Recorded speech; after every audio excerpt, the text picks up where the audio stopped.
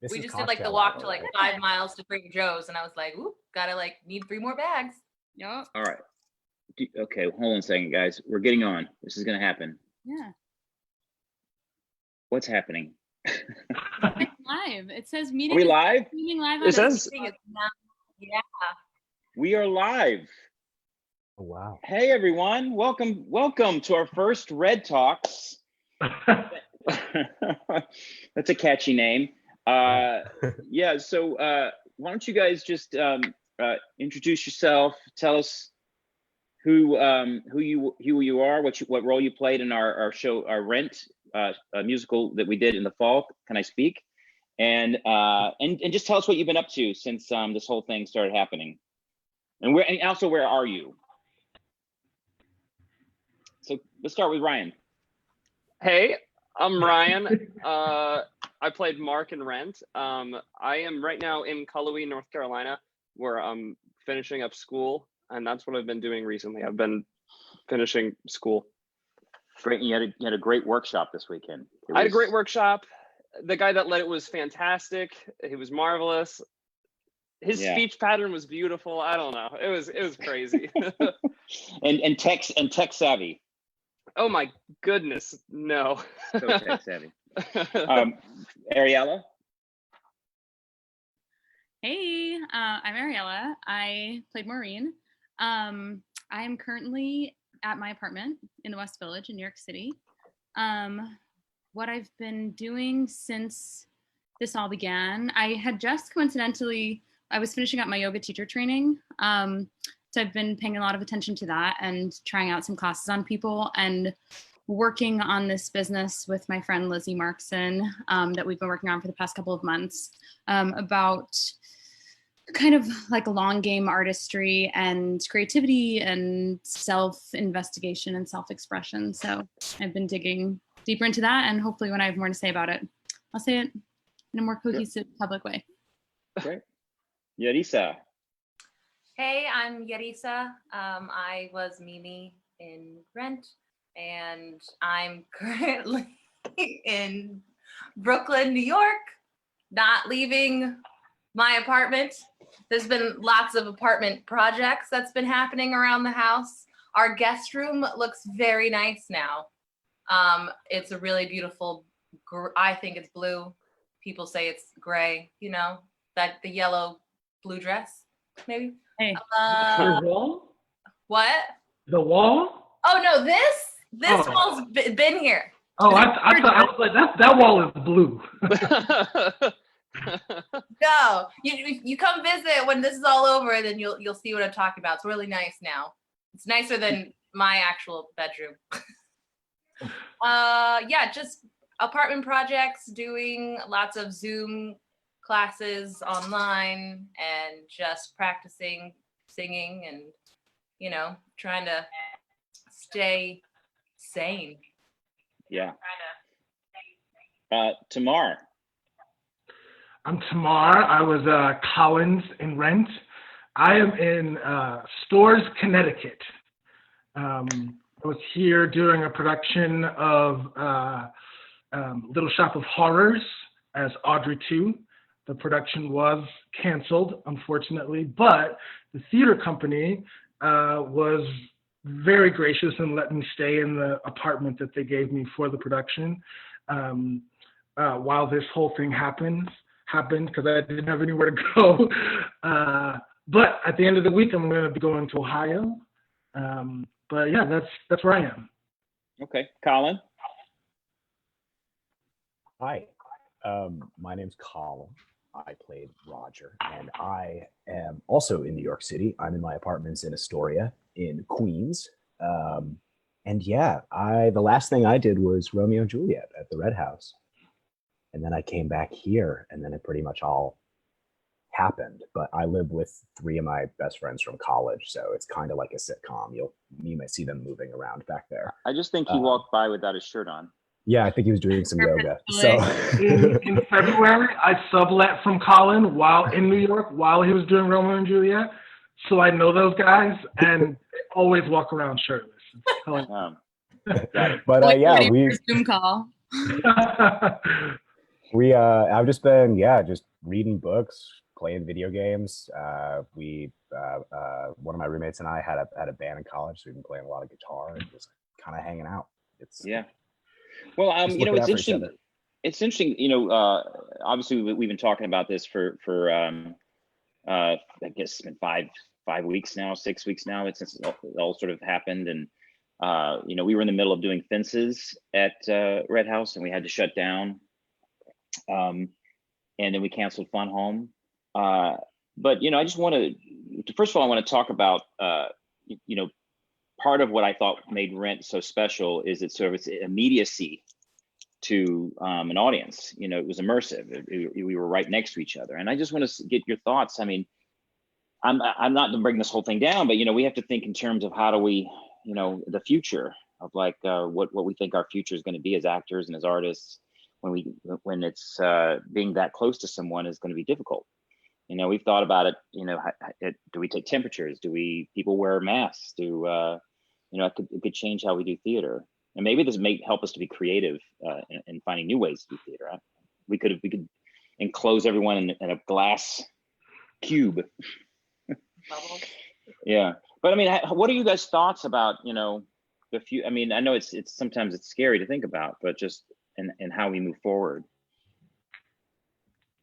I have an interesting thought on that because I was going to be doing Fun Home with you guys, and then the day after Fun Home closed, I actually booked a gig at a Renaissance fair this summer, just doing some like immersive improv kind of for a couple months. And as of now, that hasn't been canceled, but we did get a pretty large comprehensive email about possibilities to do interactive and immersive theater from a distance and going above and beyond to make sure that people are safe, but still trying to do the thing and still trying to come together to do the thing, even if we have to take a lot of precautions. And it's kind of weird to do immersive stuff while you're like trying to maintain a distance because it's not really as immersive as it could be. But it lends an interesting thought to what could be possible if we have to take these different kind of measures.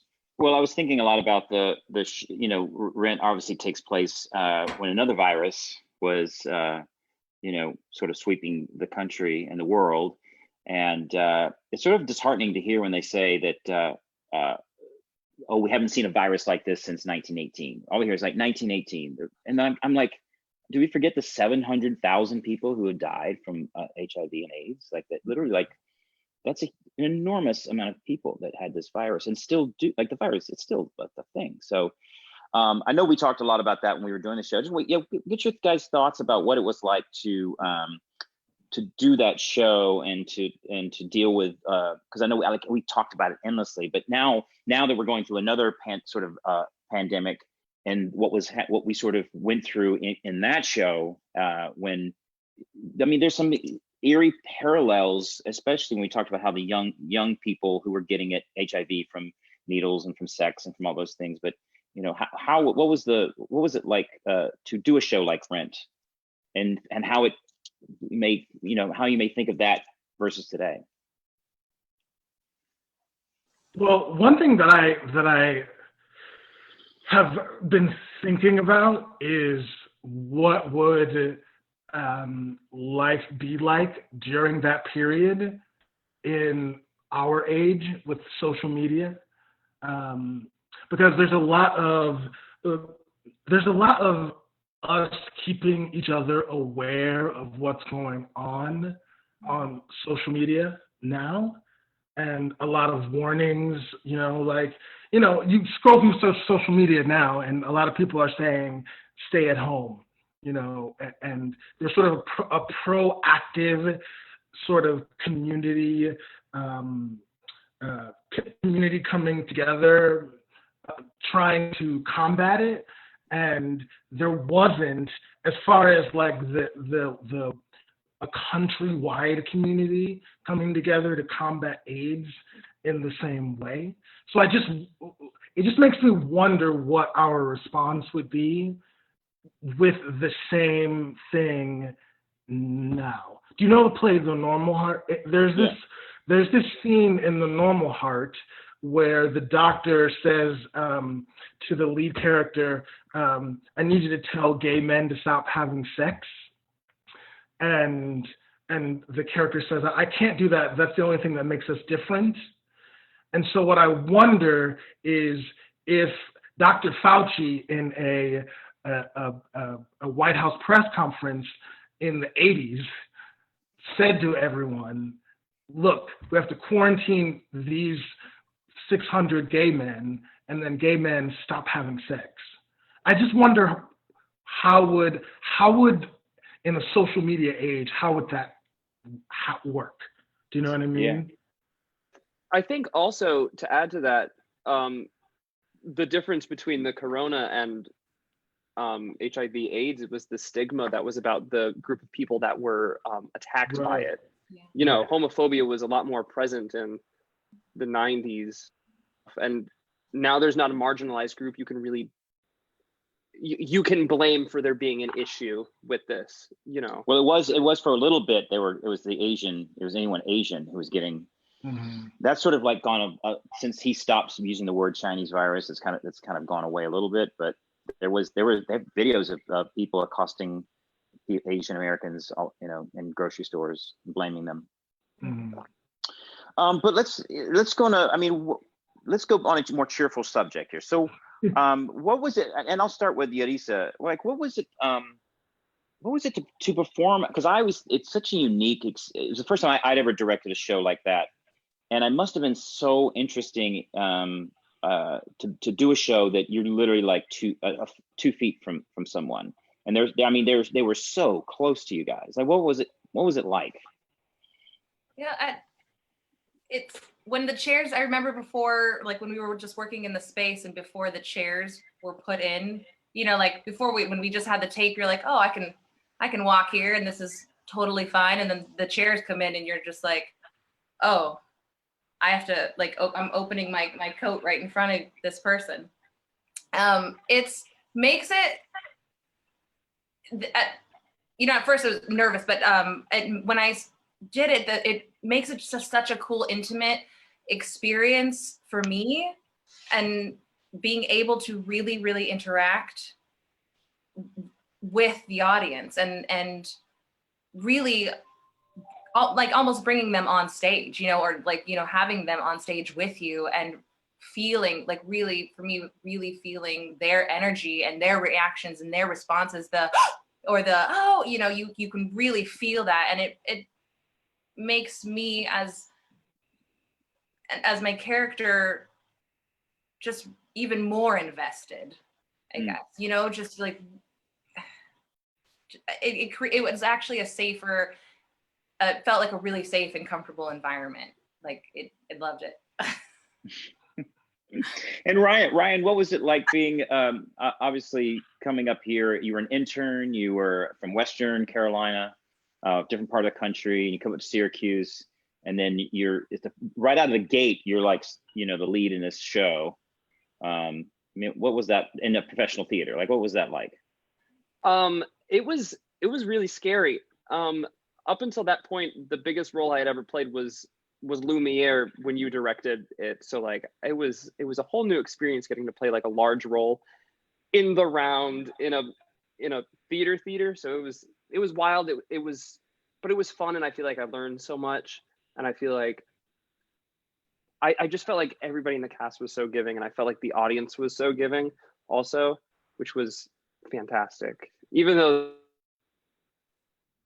to people, like, you had to get desensitized to it, I feel like almost. It was yeah.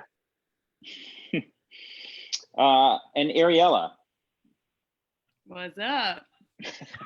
What's up? What's your favorite scent? What's my favorite what? Scent? Your favorite scent. Don't you have a favorite scent? Yeah, I mail them to you. Sandalwood I know. and lemon. I missed that. Essential oil, baby. Yeah. Every time I smell it, I think of Rent. So before we would start the show, she would have sandalwood and lemon on her hand, and everyone would smell her hand. It's a very strange backstage ritual. Was there any other Ariel? Was there any other backstage stuff that I'm not aware of? Oh, wow. That's good. Other than me forgetting to turn on the light? Which one? Other than me forgetting to turn on the lamp all the time? The lantern? Yeah, I was like, the most Oh, important yeah. backstage was the cop's love story. That was a total parallel to the Well, on-stage. Oh, so the cop had a love story as well? Oh, totally, yeah. Okay. Yeah, but no, besides that, it was, it's a big show to put up in a short amount of time. So a lot of it was really focused attention backstage, and also watching Today for You on the backstage monitors. Oh. Yes. Another big one. Yeah. So Tamar, you actually had you actually sat in the audience next to someone. Was there anyone ever react? Like, so when we did the show, we actually had a couple dead seats where Tamar and Royal would sit in the audience. And was there ever anyone ever talk to you or or touch you or anything? No one ever talked to me or touched me, but the moment that I was in the audience was after I got beat up by Adrian and Gretchen, and before the "You okay, honey" moment. And you could certainly, you know how you can feel the audience's energy. So sitting next to someone, you can certainly feel the sort of empathy for the character in that moment. And I think a less polite audience would certainly want to like reach out and be like, "Oh my gosh, are you okay?" But I certainly felt that sort of, theater happens between people energy from the people sitting there, definitely. Yeah. And what was it like?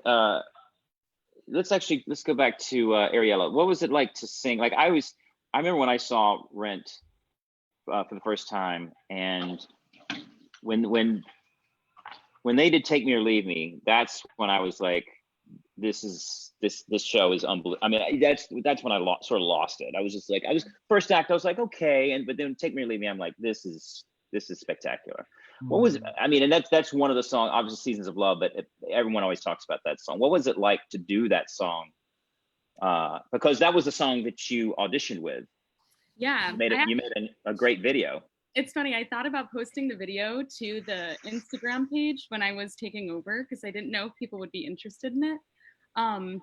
But, I had done that song for karaoke for so many years. To do it seriously in a show felt epic. And it felt like this is such a big deal. It's so iconic. And so many people know it, even outside of the industry, that to be able to sing it and to be able to act it in a serious way is very special. The last time I had done it in front of people outside of the audition video was on a family vacation I think we were in Dominican Republic in March of 2017, I think. And my sister played Joanne and I played Maureen, and we sung it for a whole crowd of people. And it was very entertaining and very fun, but to do it for real was even better. I did a thing this weekend for Western Carolina for Ryan and his musical theater program, and they were talking about, and part of what we were talking about is, what kind of videos do we do, how do you do your videos, and I brought yours as a perfect example of something that was done, not because if it's too much then you're like, okay, this is too crazy, but it was done in such the right way, I think. And I said if you can be creative. And then one of the students was singing. I had them audition for our season at Redhouse, and so one of our students sang the Acid Queen, and she did a whole thing where she was like, she had lights and lava lamps, and I don't know where she got all that stuff, but she created a whole video. And she goes, yeah, because I did it because you told me about the actor who did that. So yeah, she did a whole thing, which was great. And I'm like, yes, be creative sometimes. Yeah. I find it a lot more fun. All of my audition videos are like that. And I try to have, I really feel like acting and theater, the best part is watching two people's effect on each other. So whenever I'm making an audition video, even if the other person is barely in the frame, I try to have like a little bit of their face in the frame so it doesn't feel like you're just talking to a blank wall, because that's the beauty of being able to do it on a video instead of in an audition room. A lot of the time, like, you really can have another person there. You really can have another actor and have like real things transpire between you two instead of totally pretending. So I'm glad that you did that. Yeah. Colin. Hi. Still here? I'm hanging out. Hi. Hey, man. So where are you? Are you in?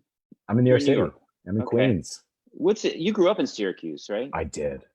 Yes. So tell me about like Syracuse, what you love about Syracuse, and man. or what you don't like about Syracuse. I have a really it's also one of my favorite things about working at Redhouse has been the ability to meet people who just kind of come to the city just to be here for work, and getting to kind of be like, oh, we should go to this place or do this.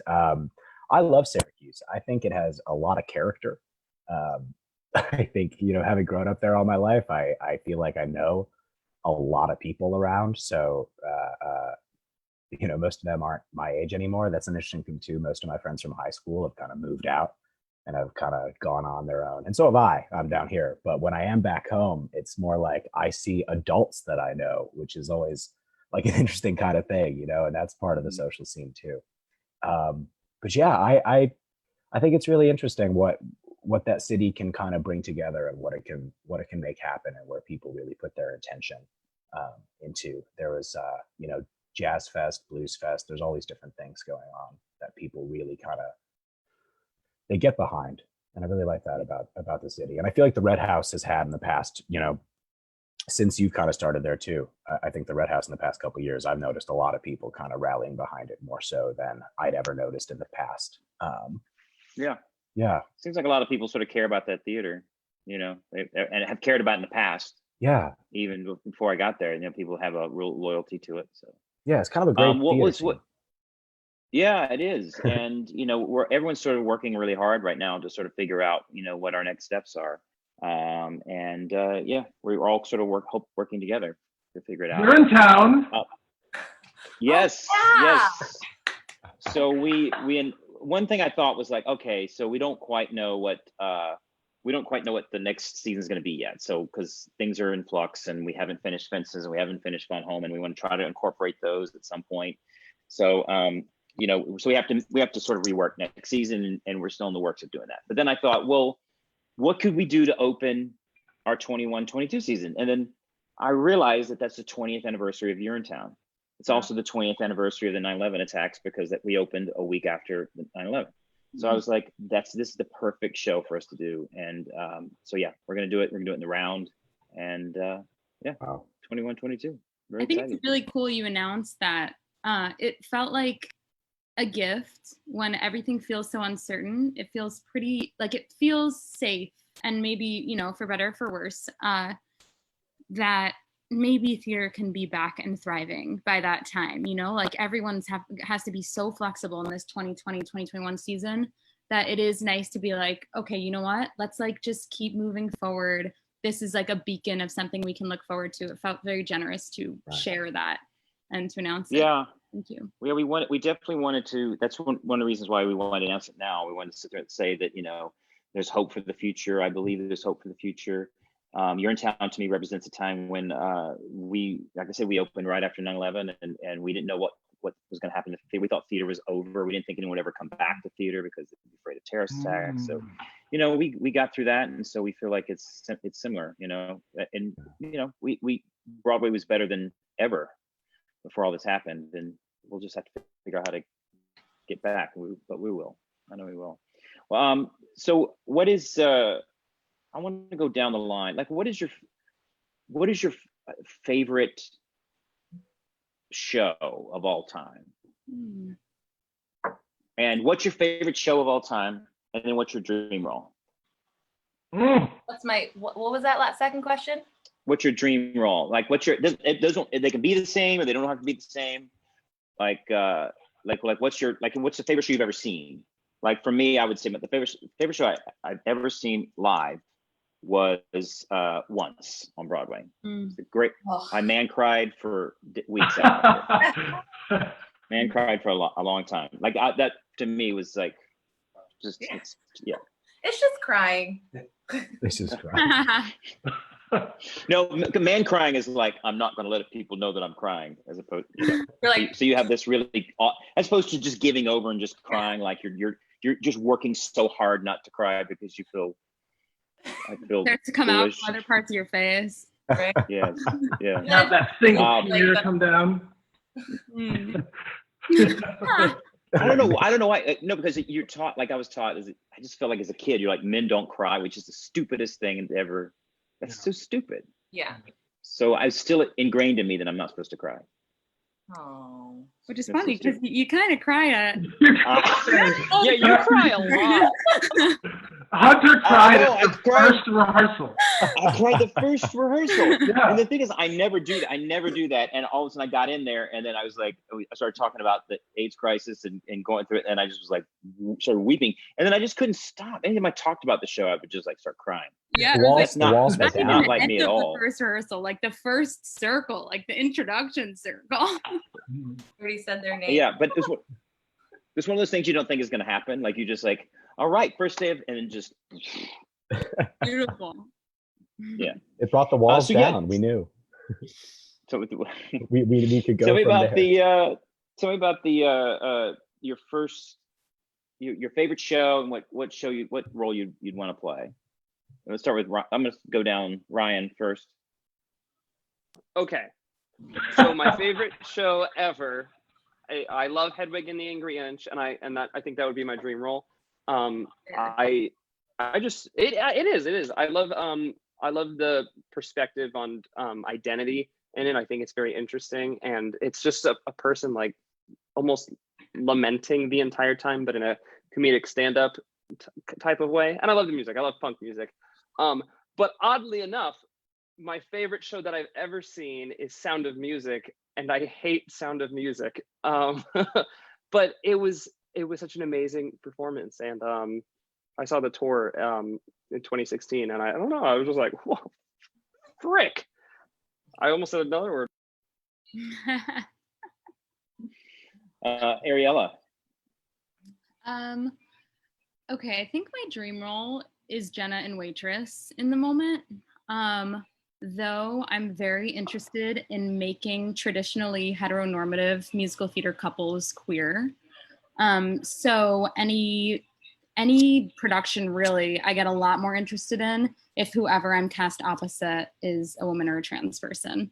So that's kind of like my big, what I'm interested in is queer musical theater.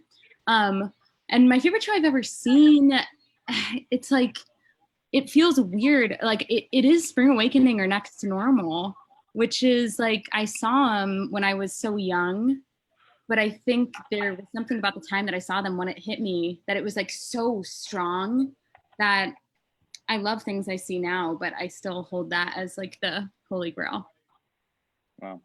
Okay. Yarissa. My dream role is Lucy from Jekyll and Hyde. Yes.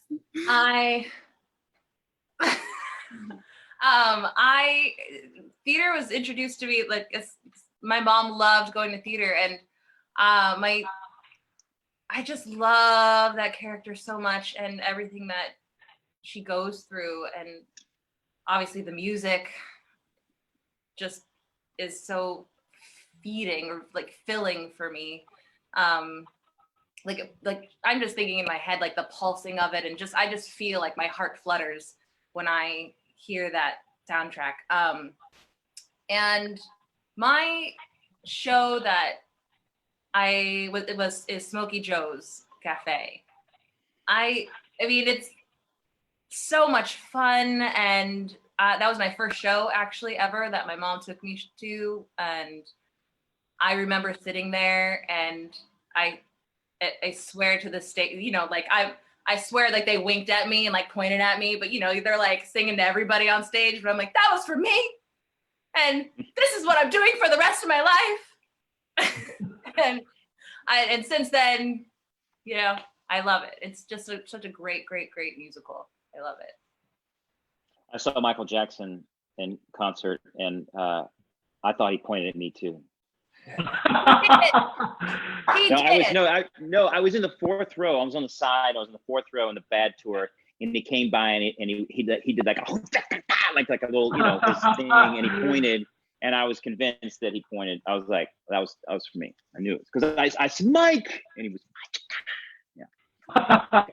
So Temar.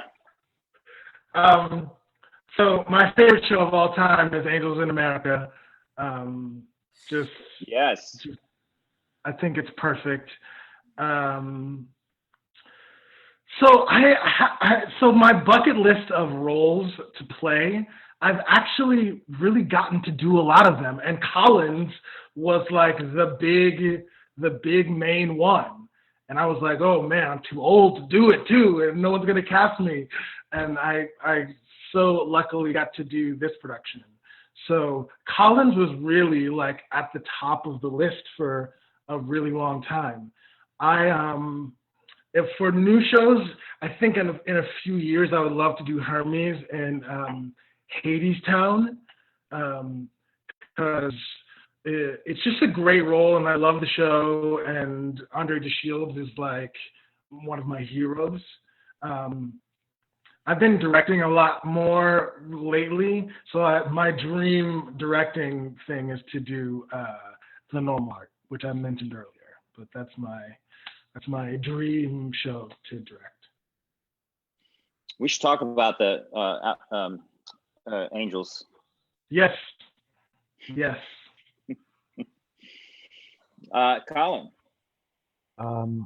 Hi. Yeah. So it's funny. Well, I'll start with, so my favorite show, my favorite musical, I'm always kind of embarrassed to say, but my dad would put it on all the time. And the original 1973 Jesus Christ Superstar, that DVD, like that movie, I love. It's 70s rock. It's so good. Like, I just love the guitar licks. I love everything about that show.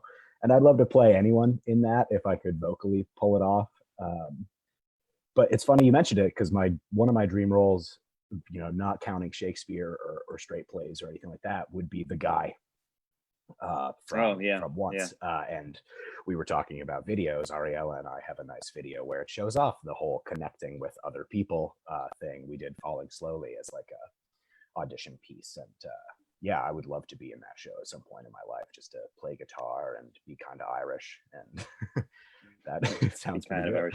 I was, when you came to Romeo and Juliet, you're such a good Shakespearean actor. You have such command of the language.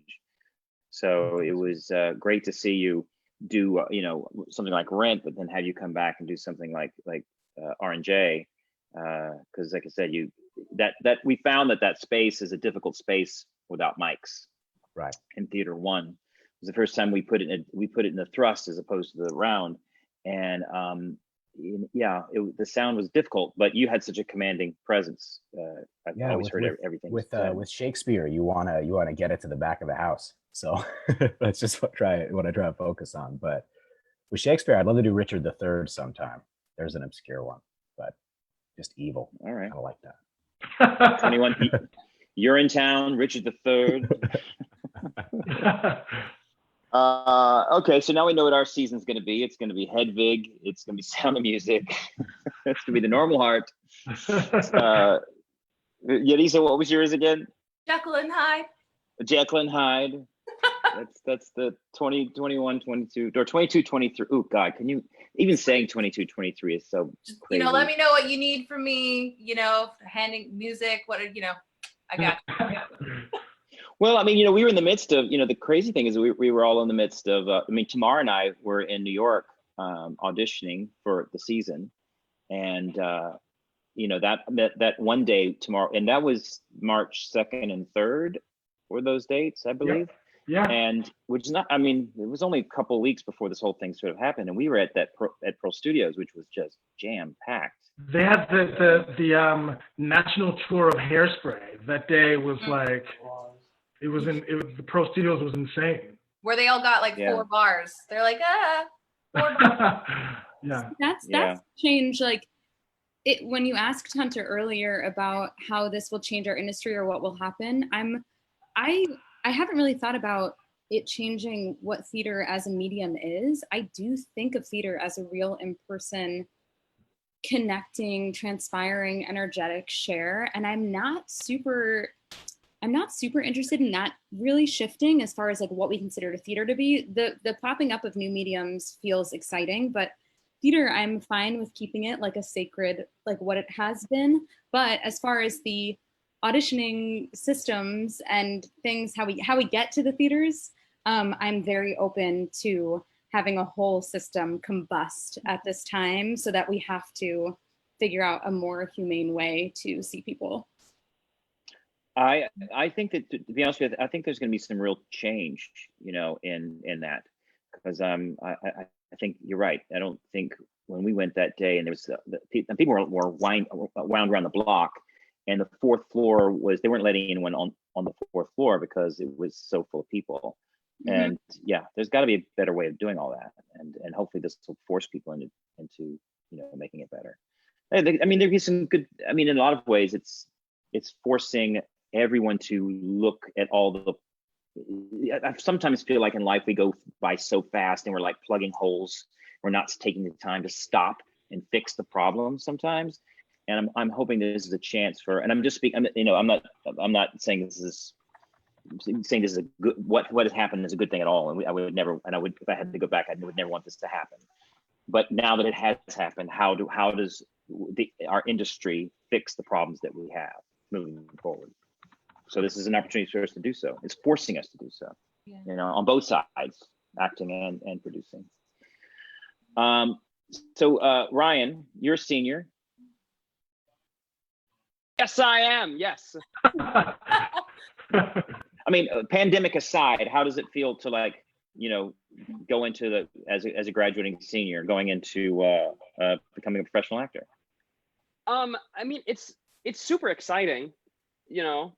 I'm having such a hard time separating though the going into the industry and the pandemic, because I can't go into the industry for a bit, you know. There's no options. But I am very excited to graduate. I just did the math today, and I will pass my chemistry class. Yay! Nice. You know, so it's very exciting. It's a good time. Yeah, I mean, because like I said, I'm hopeful that we can, you know, I'm hopeful because I think people do want to return to normalcy. They want to get back to, because I mean, we can't just be isolated forever. We have to, you know, we have to be safe. But, you know, I think that we just have to figure out way, you know, hopefully that we'll have a vaccine within 12 to 18 months, or hopefully sooner, or antibodies, or whatever they're talking about, just so we can feel safe to be around each other. Because I agree with Ariella. I don't want the core of what theater is to change. I don't think it should, because I want to be able to still do things like Rent. You know, that's the one reason why I wanted to work at this theater, is because I wanted it to be an immersive experience. So we need to get back to that. Was there, just to go down the list again, just because I like asking questions for all of you, what was your favorite spot in Syracuse? Like, what was your favorite restaurant or hangout? The rehearsal room. Like a landmark, or, you know? I will say I took my closer to where I live in the city of Syracuse, where my mom's house is. There's this bar called Shifty, and I took Rye and Adrian there quite a bit for some wings. So that was pretty fun. Shifty, where is Shifty? Shifty's is kind of on the east side, near Eastwood in the city of Syracuse. It's on Burnett Avenue. Okay. Anyone else? I love a good weekday Owls. Just weekday when it's not too busy, you can get a couch, play Jenga, you know. Yeah. Right, have a cornucopia of whiskeys. Love it. Yeah, I like that place. Yeah. Ariella, what was your favorite place? I'm gonna Oh, my darling. I loved it there. I loved the owners. And they were really good friends of the show. They came a few times. So Yeah, they loved the show. And hosting our after party at the Fitz. That's the place that when people go, or I had a good friend that was in Romeo and Juliet, and I was like, oh, okay, the place we need to go. And the place we all went out together after was the Fitz. So that's my that's my rec. All right. Hunter, did you ever get to go to the new Speakeasy? Speakeasy. We were, you know what, we were gonna go, and then it was like, I think we were gonna go, and it was like late February, early March, and just the whole thing started. I sort of was like, maybe it was with you. Didn't you go? I was made me a little nervous. I texted you the code. There's a new speakeasy where you have to know the code to the door to get in. Yeah, I was a little nervous going into bars. Yeah. I was even nervous holding those auditions that day. To be honest with you, I was starting to think about it, and both that day and in New York. So I think I was like, I don't know, but hopefully we'll do it. Maybe the code still works, so we can go. And that last code still works. As soon as we can. October. Yeah. Hunter. Yarissa. Sorry. Wait. Go ahead. No, I was just going to ask you to spin it on to you real quick. How are people faring up there? How is it in Qstown?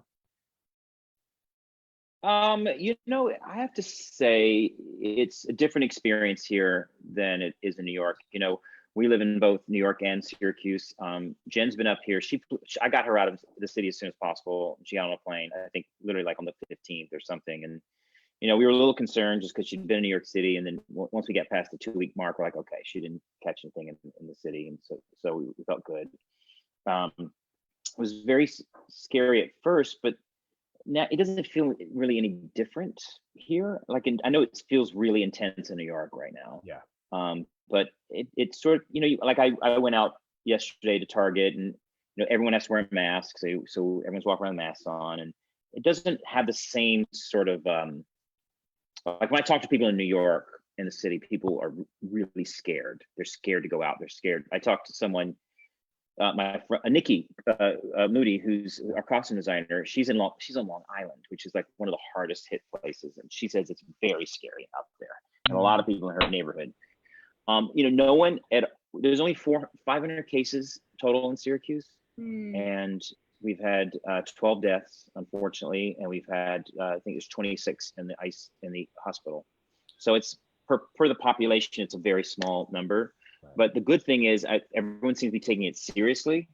You know, no one's like being crazy and like, I'm not going to do this anymore. Everyone wears their masks, everyone wears their gloves, everyone's doing the right thing. And everyone at Redhouse is, we're hanging in there. We're still trying to put out content, things like this, and I'm doing classes, and we're still trying to plan for the future. And, you know, everyone's okay, you know. I think that we were spared. The city was spared the fate of other, you know, cities, and you know, fortunately, we don't have it the way other people have. But and the hospitals seem to be doing okay. They said the hospitals are okay. Ryan McMahon, who's the county executive, has been really, really good. So I think it's how government handles these things, and if you handle it properly, you know, as the governor has, and as the mayor, as the county executive has, and you know, I think that's why there's only so many cases, because we all pitched in and did the right thing. Great. Yeah, you have to, got to. All right, well, guys, it's so great to see you. I have to say, Rent was one of my favorite experiences I've ever had, and it was you know, people still talk about it here in Syracuse. And it was a thrilling production, and we were so happy to have all of you, and we hope to have all of you back, you know, for other shows and other things. So please come back. And we'll be, yeah, I don't want to leave it as, you know, it's a crazy time, but I'm hopeful. I'm very hopeful. So if you know, I always said that every show that I pick has one word, and our word for Rent was community. My word was community. But what was your own personal? I know that I talked to Marcus a bit. You know, he said this was I feel like every show has a personal imprint on my life, and not just saying Rent is any special than any other show, but what would it be like? Is there a word that you said from your experience of being a part of the show?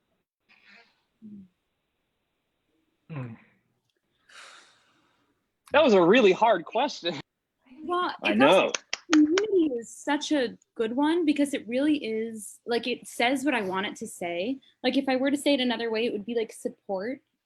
Being such a fast show and such a raw show, the only way it felt like we could get through it was to just like go in there and do our personal best and trust that everyone is taking care of themselves so that we can like lift each other up. So I think community kind of captures it, but it's like this hand holding, I got you feeling. Yeah. It is a really, you know, togetherness, like working together and being together and comfortable together, and yeah, supporting each other. Community, you said it exactly right, Ariella.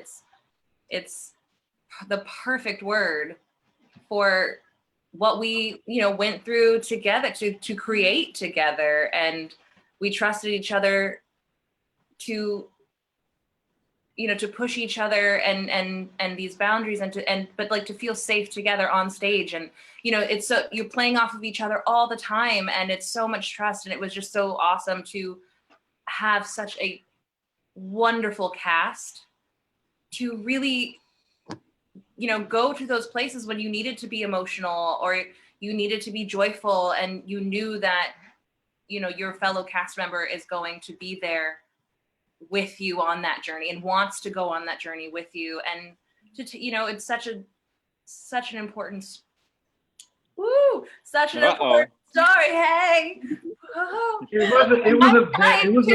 can cry too sometimes. Yeah, it was an extraordinarily generous cast, I thought.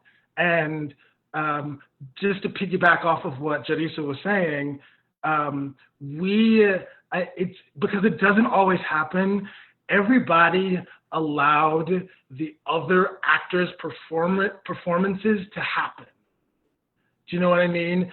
So like Ariella and Joni on stage, yeah, they're doing their thing and like giving their performances, but they allowed each other's performances to happen. They like left that space for each other, and that's what I thought was so special about it, is that we all were extraordinarily generous with each other. And so yeah. I'll cover you with like, I know that's more than one word, but like that's like the thing that I take away from that is it's such a perfect encapsulation of the show and like of the cast. I covered Ryan. Theater people can be so generous with each other, and it's amazing to see the generous support that's gone out to each other during these times. You know, watching how people are connecting on Facebook, how people are supporting each other, because there's been quite a few deaths in families, and you know, we've had a lot of people go into the hospitals, and just to see how theater people lift each other up, and you know, we're it's interesting, like when we're together, we all know we have a thing that's so different. Like when I step out of the theater world and I'm talking to people in the business world, and I'm like, oh, we're not in the same, we don't relate, you know.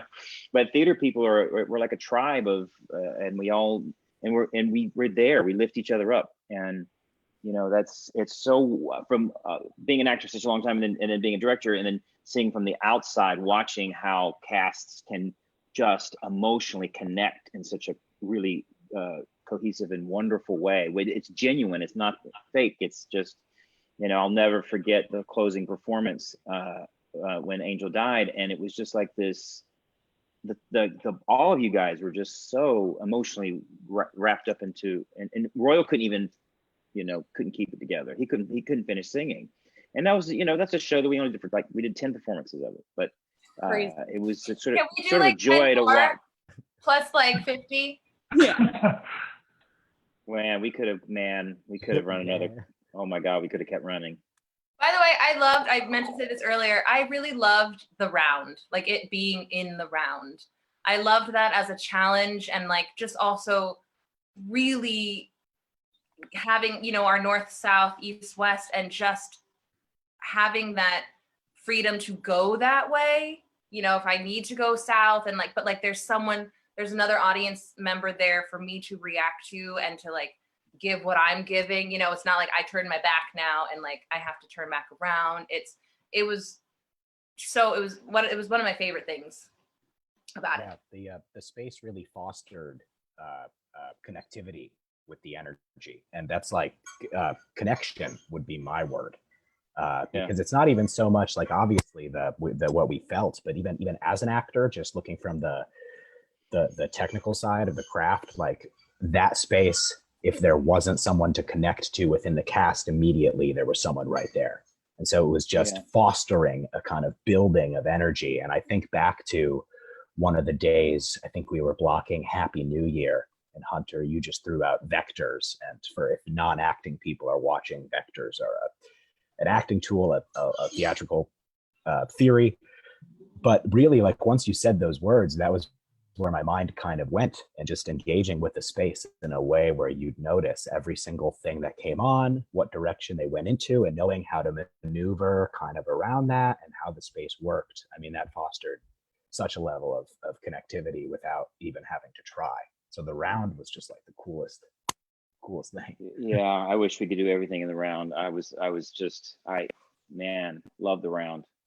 Loved it. All right, 1 second. I'm gonna pour, because this is happy hour. I know everyone has a drink. So I'm gonna pour myself a drink. Okay. Yeah. So I just want to toast to you guys. Thank you so much for being a part of the show in the fall. It was one of the highlights of Redhouse. Definitely a highlight for me. Please stay safe. Stay inside. Be well. Have hope, because I do believe that there's a better world for us, and I know that theater's going to survive. I know it will. Okay, so cheers to you, and cheers to everyone out there. And thanks so much for joining us here at RedTalks. And we'll see you soon, guys. Thank you so much. Cheers. Thank you. Yeah. Thank Cheers. you. Redhouse. Miss you guys. Ooh. Bye.